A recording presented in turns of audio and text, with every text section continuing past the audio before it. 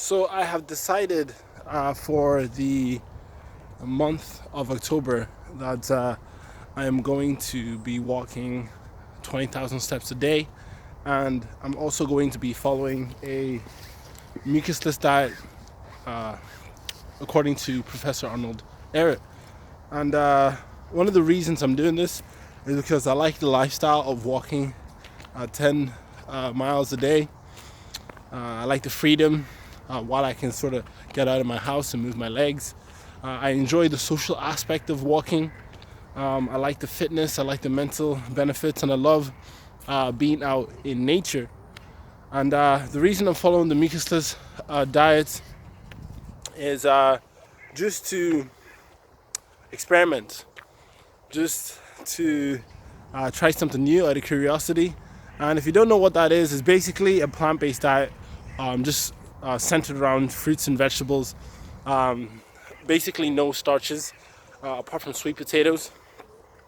And it's something I've been wanting to get into more as I'm on this transitional path. And if you've been following what I eat over the past couple of years, you see I'm just transitioning closer and closer to what seems to be a raw food diet. I've always stated that there are different levels of this plant-based lifestyle. One that's more starch heavy, and then on the other scale of the Richter, one that's more fruit heavy, raw food sort of vibe. And the mucusless diet healing system encompasses all of it because it's all about transitioning from one side to the other.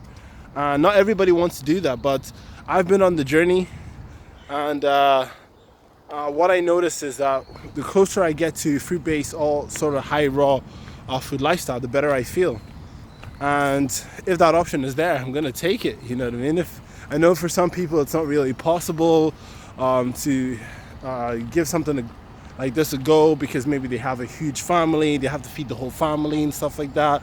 But while I have this opportunity, I want to try it out. I want to experience different things whenever it comes to my lifestyle. So mucusless diet healing system is what I'm doing. So I'll be showing the sort of recipes you can have on a mucusless diet. But all in all, yeah, this journey, this challenge will be really fun. I've done walking challenges before, and I absolutely adore it. And I believe that if you want to get the best out of a walking challenge, especially one where you're walking this much, your diet has to be on point in terms of like the amount of like carbs you're eating, fruits, and make sure you're stretching and just enjoying the process.